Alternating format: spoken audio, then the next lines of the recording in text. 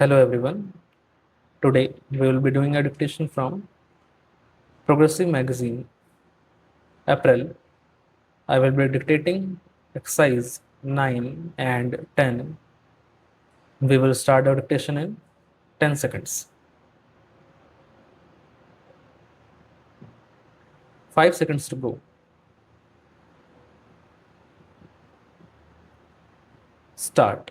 Sir, after every 7 years or 10 years, you put the burden on the working class. Now, that is exactly what we are doing.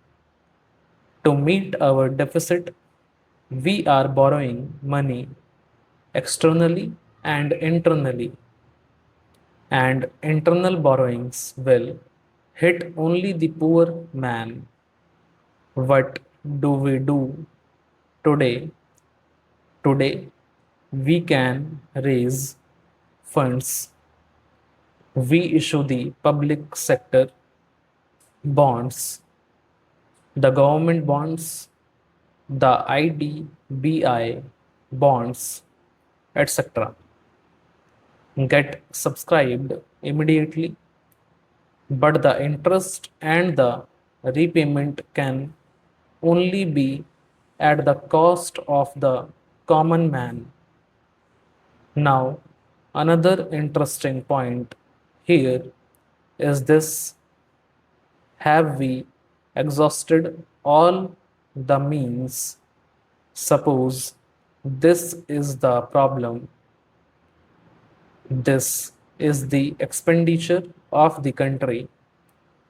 Let us also assume that what the finance minister has done his best to curb expenditure, but in spite of that, if this is the minimum expenditure and that is the revenue, what is the best way to curb the deficit?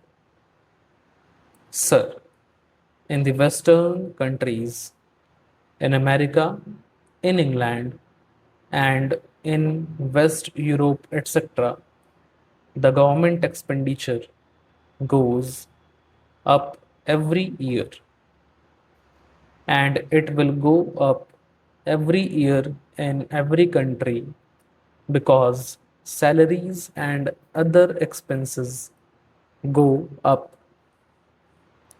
But in those countries, it is made up by increased revenue because the private sector is also making more profits, and they are getting more by way of taxes from these people. Now, in the socialist countries or the communist countries, there is no private sector. There, the entire resource base is their own public sector enterprises. Now, sir, in India, the late Pandit Jawaharlal Nehru, during the formative years of our freedom, chose the path of mixed economy, though during the last 3 years, the government has made a lot of policy changes. But I understand that the government is still committed to the Industrial Policy Resolution of 1956, the Industries Act 1951, and largely the policies of Pandit Jawaharlal Nehru. Now, sir, the policy of 1956 is largely and basically the policy of Pandit Jawaharlal Nehru, which was for a mixed economy in which there will be a private sector and there will be a public sector, and later on during Mrs. Indira Gandhi's time, The policy was that the public sector should have the commanding heights. Nevertheless, it is an agreed thing that the private sector and the public sector must exist, which means that both should benefit the economy. Sir, what is actually happening is that we are collecting money from the private sector, which has a saturation limit because we do not have unregulated economy and we do not give any blanket permission to make profit, and there are certain regulations. That money is not adequate to meet our expenditure. Not only that, a part of that money and those resources we have to give to the public sector to meet its losses. Now, this was not the scheme of things, and this was not what we bargained for. In the first instance, nowhere in the Constitution, nowhere in the industrial policy resolution has that been envisaged. Public sector is very important and the social commitment is there and the purpose of the public sector is there.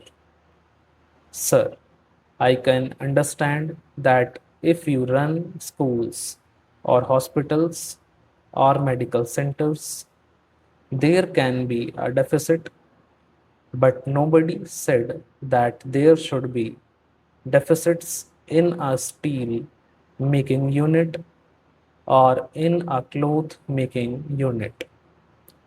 That is not the way to run a welfare state, and that could not have been the scheme envisaged by Jawaharlal Nehru. So, sir, I submit that the correct and the proper way to meet this deficit is to increase our accruals from the public sector undertakings. Here, sir, I want to refer to the long-term fiscal policy announced by the government in December 1985. Now, the first question that arises is whether this policy is still followed in the absence of the government saying that the policy is no more valid or announcing any other policy or a new policy. This policy is very much valid because this is a policy for 3 years, and one of the postulates of that policy is that the taxation rates would not be changed for 3 years. When there is a demand for the reduction of rates or for any other change, the finance ministry says that the long term fiscal policy prohibits it and that they stand committed to it. I think this policy has been there from December 1985, or was it from December 1986 when it was announced? Anyway, it was announced for 3 years. Now, sir, let me spend a few minutes and illustrate what the policy sought to achieve. Sir, in that policy itself, which is the government's own document and has been printed by this government's and issued by this government, it is said that the balances from the current resource will be negative, that there will be negative balance from the current revenue during this financial year. Stop.